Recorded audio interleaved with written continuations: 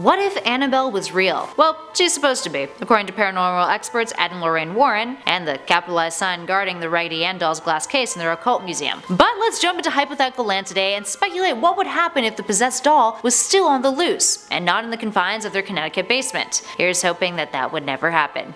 Now, for those of you unfamiliar with the full story of Annabelle, here's a recap, based on the Warrens' telling of the tale. Back in 1970, a mother purchased a doll for her daughter Donna from a thrift shop. Donna, who was in college at the time, lived away from home. She loved the gift and brought it back to her apartment that she shared with her roommate Angie. A few days after the doll was in their apartment, the two women began to notice odd occurrences, with the doll seemingly moving around, changing its position. At first, it was slight, just, limbs moving around, the doll's legs crossing, but it grew more and more obvious over time, and the doll even began to move from room to room. Donna would even find Annabelle in her own room, sitting on top of her bed with the door closed when she returned home from work. Now, shortly after that, Donna and Angie began finding notes around the apartment on parchment paper that appeared to be written by a child, which was weird because A, no children were around, and B, they didn't own any parchment paper. The notes read, "Help us," and "Help Lou." At this point, the women, who were kind of freaked out, decided to call upon a medium to ask for help. The medium told them that the doll was in fact possessed with a spirit, the name of Annabelle Higgins, and that she resided on the property before the apartment that they lived in was built. She was only 7 when she was brutally killed. The spirit of Annabelle then asked the medium to ask Donna and Angie if she could stay with them and be loved. The women, feeling a sense of empathy for the young girl, agreed. But it turns out that was a bad idea.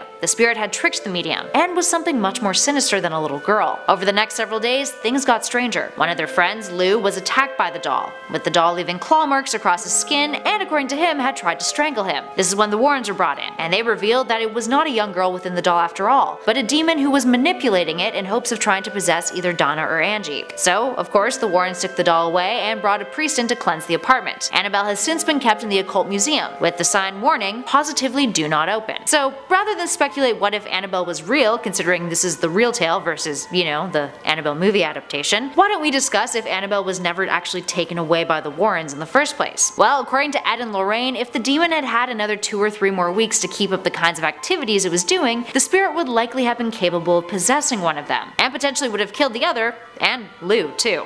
Realistically, it likely would have been Donna who would have been possessed, since the doll was given to her initially, and it had a thing for sitting on her bed. But then what? As is the case with many other individuals who are allegedly possessed, the demon doesn't always have control over the individual. Often it appears at specific hours, rather than being a full-blown demon 24/7. The possessed individual is capable of carrying on their lives, to an extent, but their situation grows more dire every day. To the outside observer, they begin to act strangely, and they act repulsed towards religious iconography, and also usually throw some pretty bad words around too. But eventually though, if Donna was possessed by the Annabelle spirit, her relatives would likely take notice, seeing that something was obviously up. From there on out, it would be likely that a priest would be brought in to expel the demon, which would either result in the demon being exorcised or Donna potentially dying. Depending on if the exorcism is successful, the demon may be able to possess again, and the cycle would continue. Now, for the most part, if the Annabelle doll and the spirit manipulating her is actually authentic, it's best if the Warrens got to Donna and Angie when they did, locking up the doll and keeping the spirit contained and at bay. So that's arguably the most realistic series of events that would occur. Now, the kind of demon that possessed Annabelle has never been fully disclosed by the Warrens, so to speculate what kind of behavior it may engage in beyond possession is hard to determine. That being said, there is also the possibility that Annabelle could have chosen to remain in doll form. While it seems very unlikely, as the Warrens have stated that the demon's true intentions were to possess someone, perhaps after possessing Donna or Angie, the demon would exhaust their bodies, and jump ship back into the doll as a means of finding a new host to rain terror with. If this is the case, while the doll has proven to be capable of moving and levitating, it seems likely that upon their deaths, the doll would be sold with their other belongings, or discarded, with the latter option being less preferable to the demon. It would be harder for it to find a new victim if it's spending all of its time in a landfill. Alright, there we have it folks, what are your thoughts? Do you have your own theories about what would happen if Annabelle was real or still out there in the wild? Do you think that something more sinister would have happened if the Warrens didn't come along? Give us your thoughts in those comments below. If you dug this video, hit that like button and subscribe to Top 5 Scary Stories for more creepy content. But in the meantime though, thanks for watching everybody. I'll catch you all in the next video.